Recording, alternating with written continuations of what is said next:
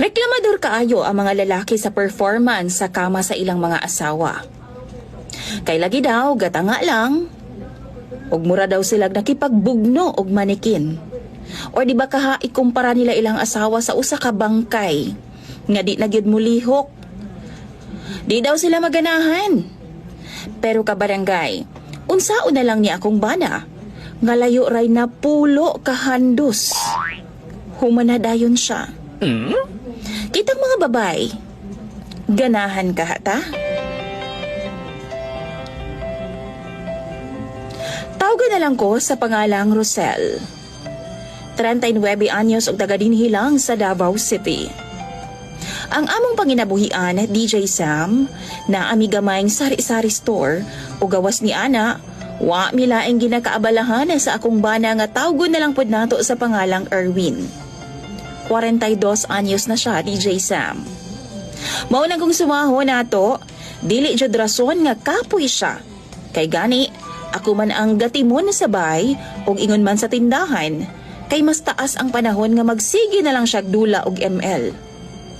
Kung wa man gani siya sa bay, tuapod siya sa sabungan kauban ng iyang mga barkada.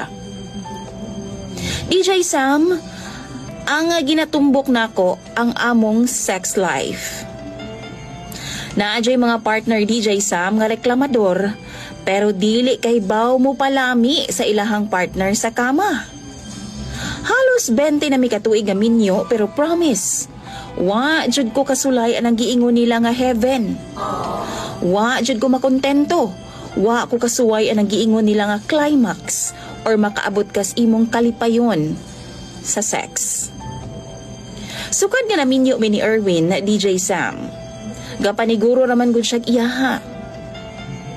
Handos ra na siya sa una o kung humana siya, mao na to.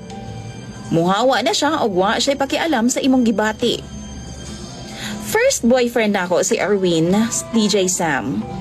Maong abi jud nako nga kaning amo ang sex life mao jud ni ang normal. Apan dihang naga-share nami sa ako ang mga jumega.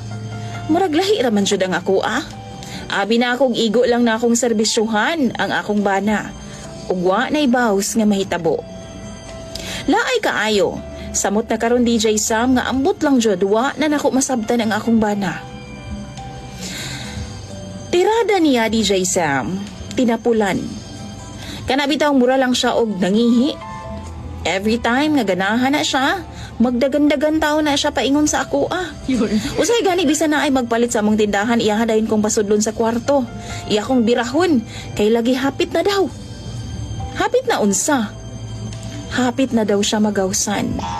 Unya, DJ Sam, mudagan ra intawon og mga 5 to na pulo kahandos wa na. Gasamok-samok ra. Naay kaisa, giistorya na ako siya about sa iyang problema. Hinuon, iya kong gibaharan nga bantay lang gyud daw ko niya inig kagabi Kay iya jud daw kong banat-banatan og pahilakon sa kalami. Wow. Abdan lagi daw mi og 2 ka oras sa kama, DJ Sam. Bali-balian daw ko niyag taman, kay puslan man daw nga reklamador ko. Rason pa niya nga mao daw gadali-dali siyag pagawas kay maluoy daw siya nako. Abi daw niyag kapuyan ko og